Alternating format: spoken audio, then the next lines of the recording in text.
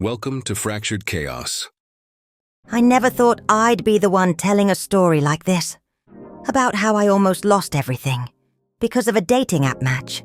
Because of a restaurant reservation. Because I was lonely. My name is Denise. And 6 months ago, I stumbled across a profile that would change my life forever. Not in the romantic comedy way I'd hoped for. In the how did I not see this coming way? In the why is there now a detective sitting across from me way? Dating apps are modern magic, aren't they? Swipe, match, message, meet. Simple, algorithmic, safe. At least that's what I thought until I matched with Alex. Successful restaurateur, world traveler, great smile, perfect amount of stubble in his photos. Not too polished, not too scruffy. His bio mentioned something about feeding the soul through food and connection. God, how poetic that seemed at the time. How calculated it seems now. We messaged for 2 weeks. He was busy with his restaurant, he said, working late nights.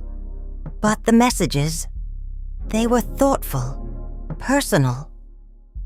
He remembered details about my job in marketing, asked about my rescue dog Charlie, sent me photos of sunrises from his morning runs.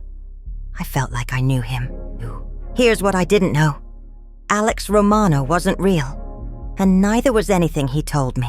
Our first date was set for Friday night at a place called Velluto, an Italian spot that had opened downtown 6 months earlier. Not too fancy, but the best gnocchi outside of Napoli, he promised.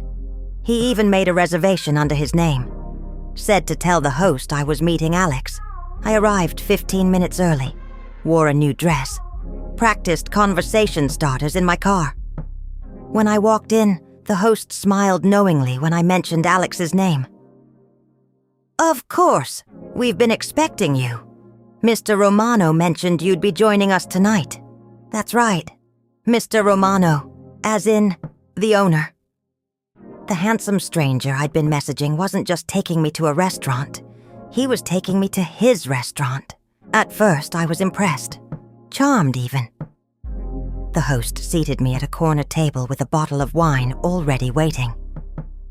Compliments of Alex, she said. He's running a bit late, but wanted you to enjoy this while waiting. 1 glass of wine turned into 2. No, Alex. Then the waiter appeared with appetizers. Mr. Romano insists you try the house specialties while waiting. Another half hour passed. Still no Alex. I called him. Straight to voicemail. Texted. No response. That's when the waiter brought over a handwritten note. Emergency in the kitchen at our second location. Please enjoy dinner on the house. Can't wait to see you soon. Hey, and here's the first thing you should know about me. I hate making scenes. So I sat there, alone, eating the most expensive items on the menu, because they were Alex's recommendations. The waiter kept bringing dishes, saying, Mr. Romano selected this especially for you. When dessert arrived, tiramisu with sorry, written in chocolate sauce, I finally asked to speak with the manager. That's when I learned there was no Alex Romano connected to the restaurant. The manager had never heard of him.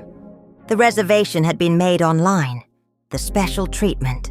The note.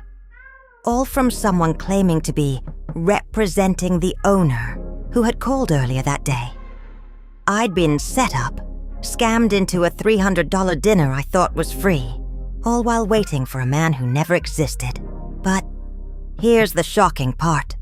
When they showed me the security footage of the person who delivered the wine and note to my table earlier, it was someone I recognized, someone I knew from before I'd ever downloaded the dating app, my ex-boyfriend's business partner, James. The same James who had tried to get me to invest in their failing restaurant venture last year. The same James I'd turned down.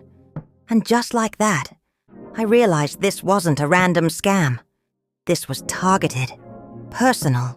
Most people would call the police, file a report, let the system handle it. But I'm not most people. And this wasn't just about being stood up or scammed out of a dinner bill anymore. This was about someone systematically manipulating me, using my loneliness against me, using my data, my history, my patterns. So I did something stupid, something reckless. I paid the bill with a smile, left a generous tip, and then I did what they didn't expect. I began dating app phishing of my own. I created 3 new profiles, different names, slightly altered photos, and I waited, swiped, matched, until one day, there he was again. Different name, different photos, but the same writing patterns, the same stories with minor details changed, the same restaurant recommendation coming on day 12 of conversation. This time, Matthew wanted to meet at Corso, an upscale bistro across town, and this time, I was ready. I showed up looking completely different. Wig, glasses, outfit I'd never normally wear. And I waited, not at the table, but at the bar, with a clear view of the entrance. No one matching his profile pictures showed up, of course. But 40 minutes in, James walked through the door, scanned the restaurant, checked his phone, and then spoke briefly with the hostess before leaving. "Your date's a no-show?" the bartender asked sympathetically. "Actually," I said, taking a photo of James as he left, "I think my date just stood me up for the second time." The next day, I received a message from Matthew, apologizing for standing me up. Family emergency. Would I like to reschedule? Same restaurant? This is where most women would block and report. But I had questions that needed answers. Why me? Why the elaborate scheme? It couldn't just be about one expensive dinner bill. So I agreed to the second date. But here's where I got lucky. Or maybe just observant. When Matthew messaged me to reschedule, I noticed something in one of the photos he'd sent during our conversations. A reflection in a watch face showing the dating app open on a laptop, not a phone. And in that same reflection, a sticky note with what looked like a password. It took 3 attempts, but that night I managed to log into his account. The password pattern was the same one James had used for our business management software back when he worked with my ex. Some people never learn. "Ever play chess, James?" I texted from Matthew's account, now under my control. Not my scheduled response, not part of the script. 3 dots appeared, disappeared, appeared again. "Who is this?" came the reply. "Someone who knows about Voluto and Corso and the other 6 restaurants you've targeted women at in the last 3 months." That's right. I'd done my research, posted in local Facebook groups, found other women with eerily similar stories, different dating apps, different restaurant names, same scam, all connected back to failing restaurants that had opened in the last year, all connected to shell companies, all connected ultimately to James. The messages stopped. The profile disappeared. But I wasn't done. 2 can play the long game, I decided. I created a new profile. Male this time. Successful investor looking for restaurant opportunities.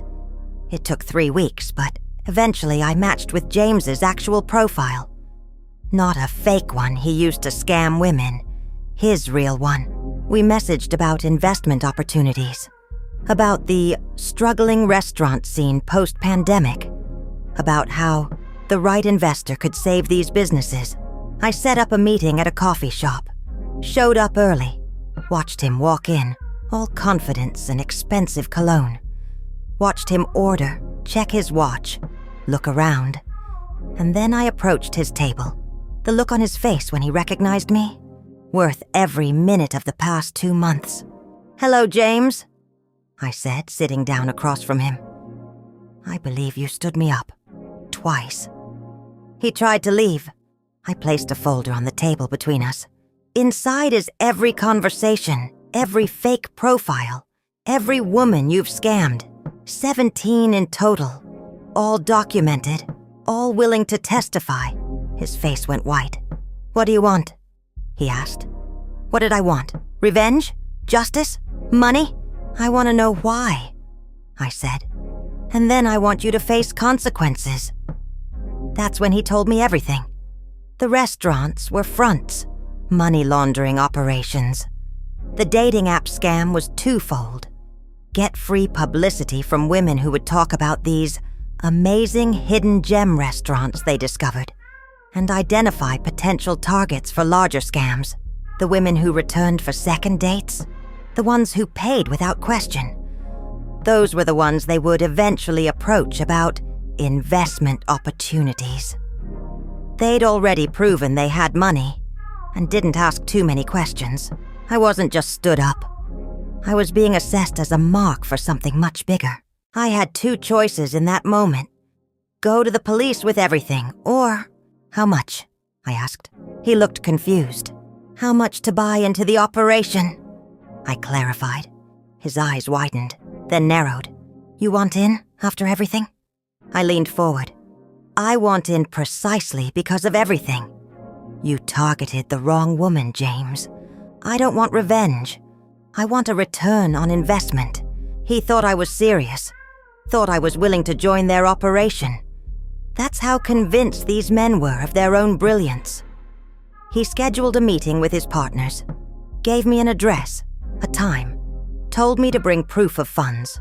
What he didn't know was that I'd already contacted the police, already been working with a detective for weeks, already been wearing a wire since the coffee shop. When I showed up at the address with a detective and two officers, James looked genuinely shocked. When they led him and his three partners away in handcuffs, he looked back at me with something like respect. The detective told me later they'd been investigating the restaurant chain for months. Suspected money laundering, tax evasion, fraud. But they couldn't get enough evidence, couldn't get anyone on the inside. You should consider a career change. The detective joked afterward. We could use someone with your determination. 6 months later, and the case is finally closed. 4 men charged with multiple counts of fraud, money laundering, and tax evasion. 17 women with similar stories. 1 elaborate dating app scheme exposed. As for me, I deleted all my dating apps, started going to cooking classes instead, meeting people the old-fashioned way. And that detective who joked about the career change? Turns out he was serious. I start training at the academy next month. From almost victim to fraud investigator. Life takes strange turns. So the next time you swipe right on someone who seems too good to be true, remember my story. Remember that the red flags we ignore glow brighter in hindsight.